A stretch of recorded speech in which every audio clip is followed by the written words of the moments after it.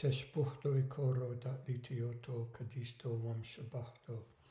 This is the 68th Maronite meditation, and we are looking at the history of the Maronite Church. We now come to a very important year, 517 AD. This is important because it is very clear evidence of what the Maronites were like within 70 years of the foundation of the monastery of St Maroun. It tells us a lot about their faith, their relationship with other parts of the Christian world, in particular Rome, Constantinople and Antioch, and also it proves that there was a Maronite church which was Chalcedonian in the year 517. Well, after the establishment of the monastery in the year 452, the history of the monks is dark once more, only emerging in the year 517 because of a massacre of Chalcedonian monks by Monophysite monks in that year. It was made the subject of 3 reports by surviving Chalcedonian monks of Syria Secunda, most famously to Pope Hormisdas of Rome, but also to the bishops of Syria Secunda and also to the Patriarch John of Constantinople. Now, these letters have survived because they were collected and incorporated and then copied and recopied in books. They were kept in Europe in Latin. They were attached to the Acts of a Council which was held in Constantinople in 536. It's not one of the great ecumenical councils, but it did consider the matters in these letters, and by making them part of the books which were the records of that council, they've survived. There had long been on-again, off-again friction between the churches of Rome and Constantinople. This council, the one of 536, came at a time of cooperation and harmony. Pope Agapetus himself had consecrated the priest Menas to be Patriarch of Constantinople. A number of bishops and archimandrites wrote to Pope Agapetus, who was still in Constantinople after the consecration, about a bishop named Anthimus. However, the Pope died in April of the year 536, and a synod was called and held in May and June 536. It received complaints about Anthimus, Severus of Antioch, Peter of Apamea, and a monk Zoaras, who were all considered to have been Monophysites. Various documents were read onto the record, including the letter to Pope Agapetus. And this, I think, is the letter Zuerman refers to below, which includes among those who sign it, an abbot from the monastery of St Maroun. At the 5th session of the synod, as Hefele, a modern historian, reports, there were now 2 letters read onto the record of Pope Hormisdas, first in Latin and then in a Greek translation.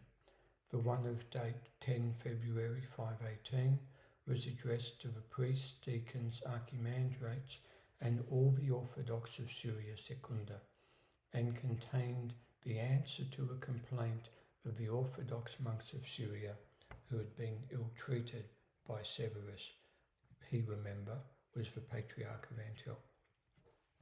Well, we will begin with those letters, and then we will consider further letters, almost certainly next written by various monks of Syria about the same issue to the Patriarch John II of Constantinople. Now, the letter to Pope Hormisdas, I use the version in the appendix to Albertin Armand's book, The Maronites. This is the entirety of it. The grace of Christ, the Saviour of us all, has led us to find refuge with your beatitude as a haven of tranquility before the winter and the storm. Your beatitude there is Pope Hormisdas, to whom the monks are writing. Thus protected, we consider ourselves never cast down by the calamities which afflict us. Whatever our sufferings in this world, we rejoice in them, knowing that they are as nothing in relation to the future glory that awaits us. And that's a quote from Romans 8:18. Since Christ our God has established for us a prince of pastors, a doctor and physician of our souls, it is right that we should expose to your holy angel the sufferings that have afflicted us, and that we should show him and denounce the pitiless wolves that scatter the flock of Christ, that you might chase them from the sheep by the authority of your staff, and that by the word of doctrine you might cure our souls that have at last found peace through the effect of prayer. Now note, they refer to the Pope as the Prince of Pastors. Now when they speak to the angel, they may be meaning the Pope himself, but I suspect they mean more the special guardian angel who was believed to be given to popes. Just as when we say Dominus vobiscum et cum spiritu tuo, the et cum spiritu tuo is not just a way of saying you, it's a way of saying the spirit which is with you, the priest, because every priest, including the Pope, gets a special guardian angel to help them in their vocation. The letter from the monks to Pope Hormisdas continues, but you have no doubt heard who are these cruel people, and who has armed them against us, blessed Father. They are that infamous Severus and that Peter, who have never been counted among the faithful Christians, who every day attack and public anathematize the Holy Synod of Chalcedon and our most holy and blessed Father Leo, and who, despising the judgment of God, trample underfoot the canons used by the Holy Fathers, and who by their desire to force us to despise the above-mentioned Holy Synod, that is Chalcedon, inflict on us extreme tortures. What is more, certain ones among them, not satisfied with these punishments, have gone further and massacred a considerable number of us. Now, to anathematize is to declare that if someone does not accept the teaching which is being promoted, they are excommunicated, cast out of the church.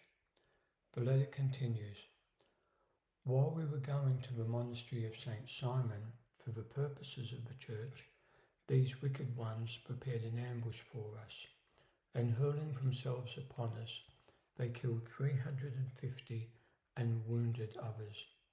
They even killed those who had managed to take refuge at the altars.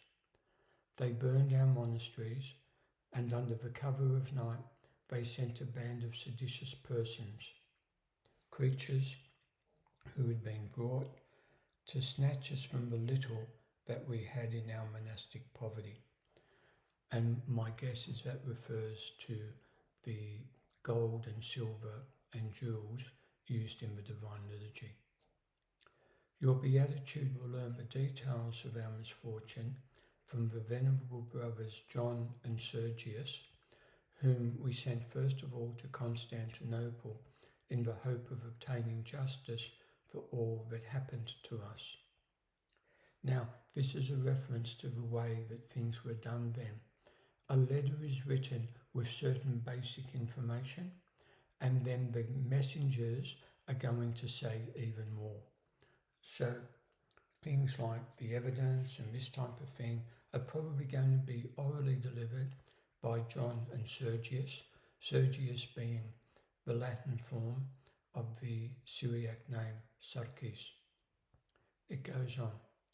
But not only did he, the emperor, not deign to listen to them, but he chased them shamefully away, threatening those who tried to expose their causes for complaint.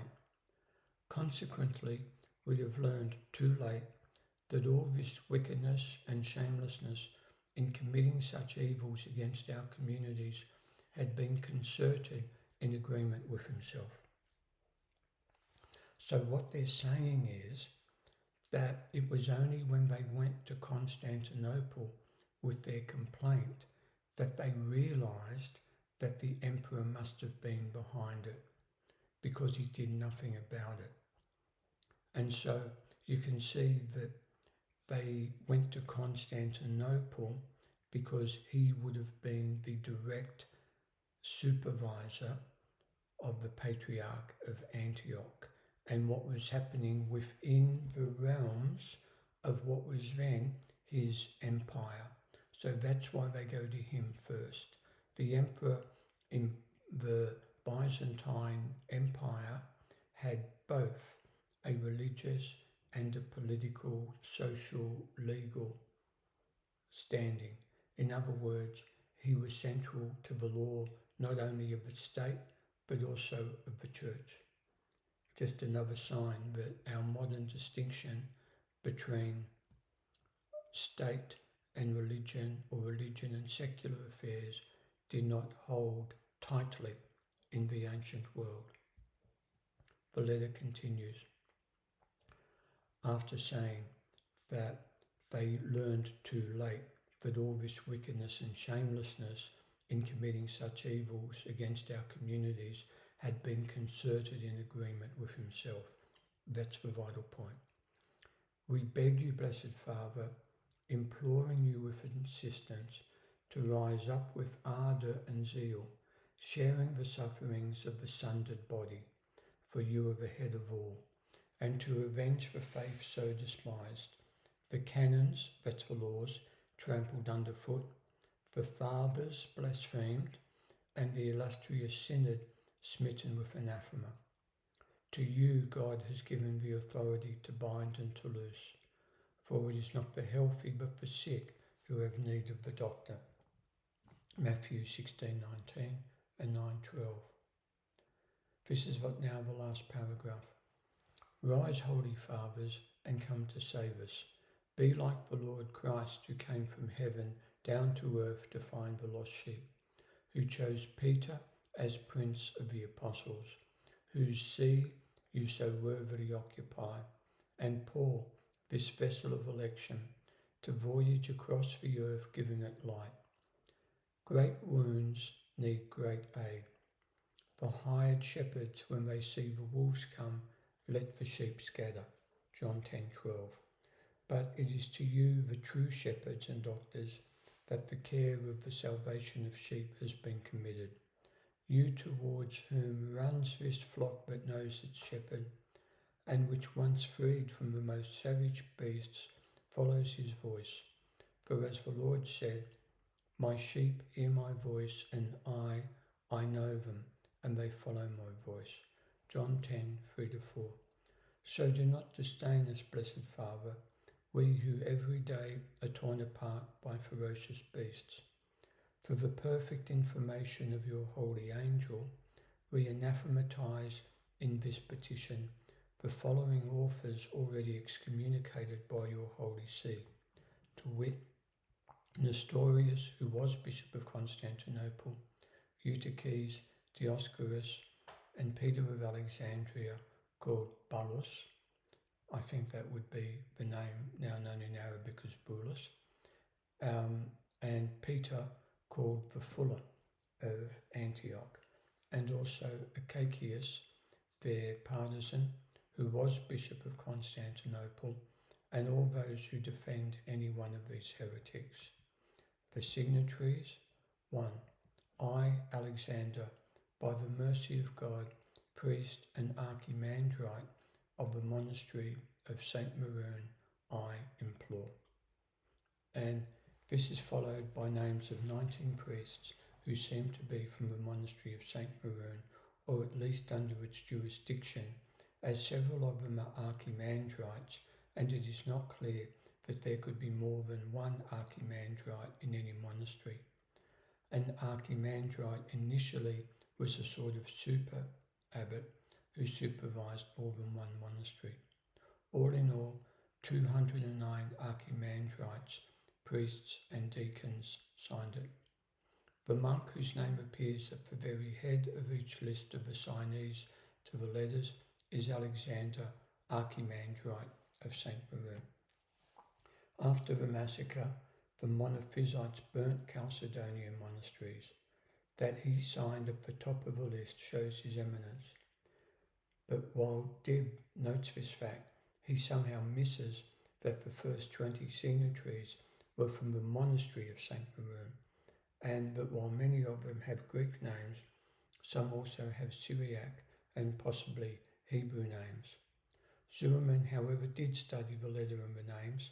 He found that the monasteries were from Syria Secunda, that the authors must have originally been from the region of Apamea, and that as they travelled to the Mandra, or enclosure of St Simeon, they were ambushed at a place called Capo Keramion, today Kafr Karmain, about 20 kilometres south of Kalat Sim'an.